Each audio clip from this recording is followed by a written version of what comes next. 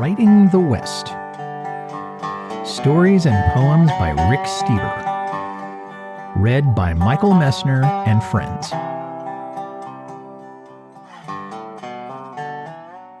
Rumors of Gold. Henry Hill listened to the rumors that gold had been discovered in California. He caught the gold fever and walked away from his Willamette Valley homestead, bought a native canoe, and paddled to the mouth of the Columbia, where he joined a group of other anxious men working to salvage a derelict ship, the Starling. They refloated the ship and made necessary repairs, but the Starling, her timbers waterlogged and leaking badly, was barely seaworthy. The Greenhorn crew ignored the way the old ship wallowed crossing over the dangerous Columbia River bar and into the open ocean.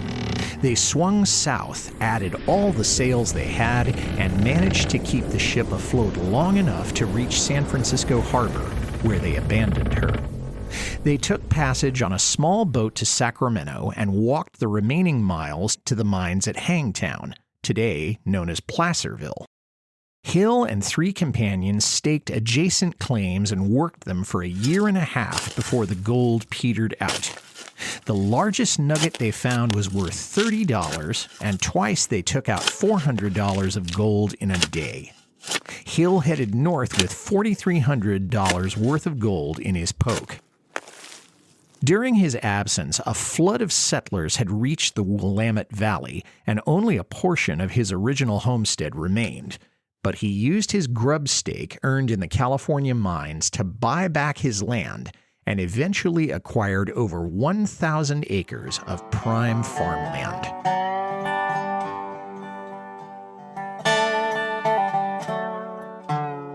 Mark Twain. Samuel Clemens was born in a small Missouri town. He said, "I increased the population by 1%. It is more than many of the best men in history could have done for a town." The family soon moved to Hannibal, Missouri, where Samuel grew up. He left home at the age of 18, traveled to the East Coast, returned to become a riverboat pilot on the Mississippi River, and finally headed west to Virginia City, Nevada.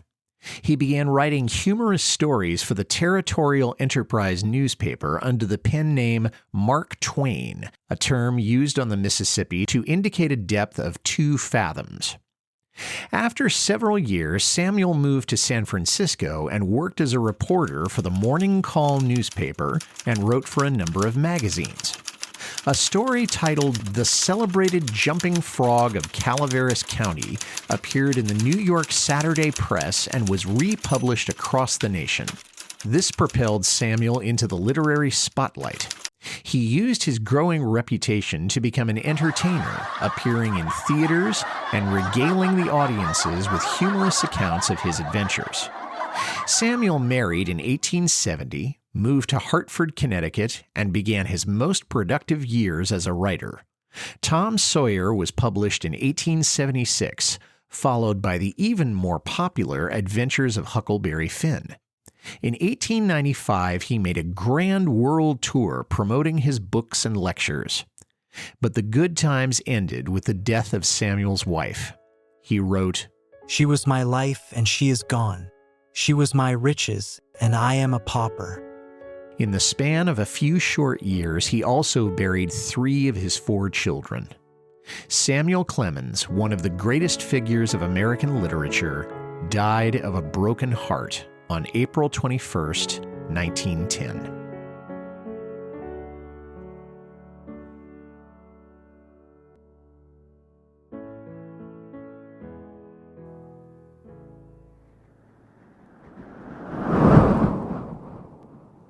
Song of River. I listen to the cheerful song of river, contemplating it from the point of a man which is basically thin skin pulled over bone, a fabrication of absurdity that is mostly scar tissue. How can I hope to give a river the justice it deserves? It begins high in the mountains with a single drop. that drop joining random drops to be fashioned into seeps, trickles, and rivulets running frothy.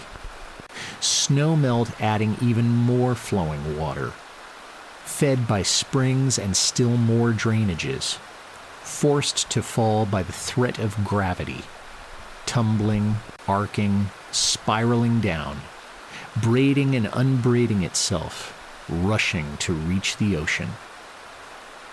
My mind is way too puny to ever contemplate the song of river.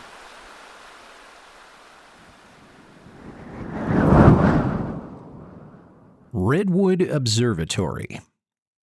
For the 1893 Columbian Exposition in Chicago, the United States government came up with the grand idea of a unique display. They would have an observatory carved from the trunk of a California redwood. The tree selected was a giant sequoia growing just outside the boundary of the newly created Sequoia National Park. It was estimated to be 3,000 years old and measured 300 feet tall. It took 18 workers linking hands to reach all the way around the massive 90-foot base. They posed for a picture and went to work erecting scaffolding to the 50-foot mark.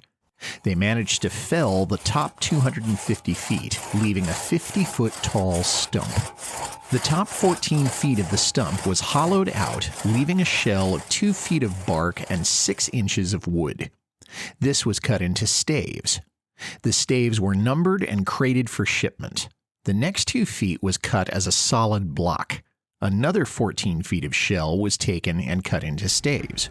The parts were transported by rail to Chicago and reassembled into a roofed observation tower. Visitors to the exhibit were allowed to climb a 30-foot spiral staircase inside the stump that passed midway through a hole in the solid section. The reason for the solid landing was to prove to any skeptics that the stump had once been a real tree. After the Chicago Fair, the Redwood Observation Tower was taken to the Mall in Washington, D.C., where it remained for several years until it was disassembled for storage. Where it was stored is unknown. The government lost it.